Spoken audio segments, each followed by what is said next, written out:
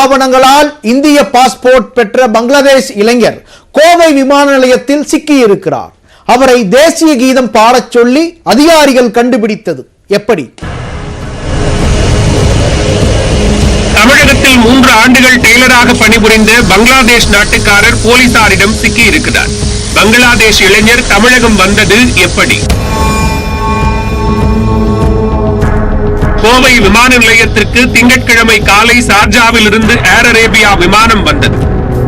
இதில் வந்த பயணிகளை வழக்கமான பரிசோதனைக்கு இமிகிரேஷன் அதிகாரிகள் உட்படுத்தினர். அப்போது கொல்கத்தா முகவரியுடன் கூடிய பாஸ்போர்ட்டில் வந்த அன்வர் உசேன் என்பவர் மீது விமான நிலைய இமிகிரேஷன் அதிகாரிகளுக்கு சந்தேகம் வந்ததால் அவரிடம் தீவிர விசாரணை நடத்தினர். தான் கொல்கத்தாவில் தான் வசிக்கிறேன் என திரும்ப திரும்ப கூறிக்கொண்டே இருந்துள்ளார் அவர். அவரது ஆவணங்களை சோதனை செய்தபோது போலியான ஆவணங்கள் என்பதை கண்டுபிடித்து உறுதி செய்தனர் அதிகாரிகள்.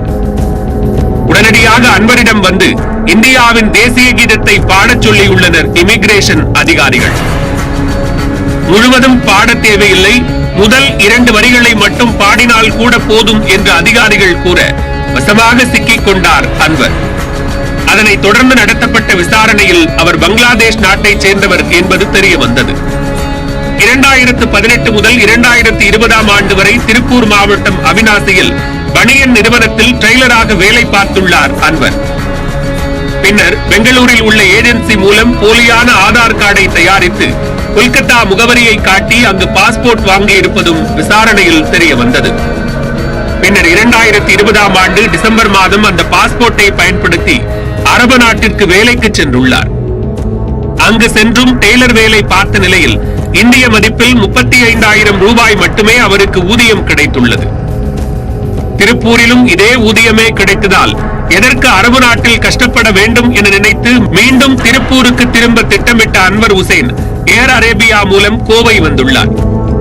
மேற்கு வங்கத்தைச் சேர்ந்தவர்கள் கொல்கத்தா விமான நிலையம் செல்லாமல் கோவை விமான நிலையம் வந்தால் சந்தேகமடைந்த இமிகிரேஷன் அதிகாரிகள் அவரிடம் விசாரணை மேற்கொண்ட போது அன்வர் உசேன் சிக்கிக் கொண்டார். இதனையடுத்து கோவை விமான நிலைய இமிகிரேஷன் அதிகாரி கிருஷ்ணன் பீளமேடு காவல் நிலையத்தில் அளித்த புகாரை தொடர்ந்து போலீசார் அன்வர் உசேனை கைது செய்து நீதிமன்றத்தில் ஆஜர்படுத்தி புழல் சிறையில் அடைத்தனர்.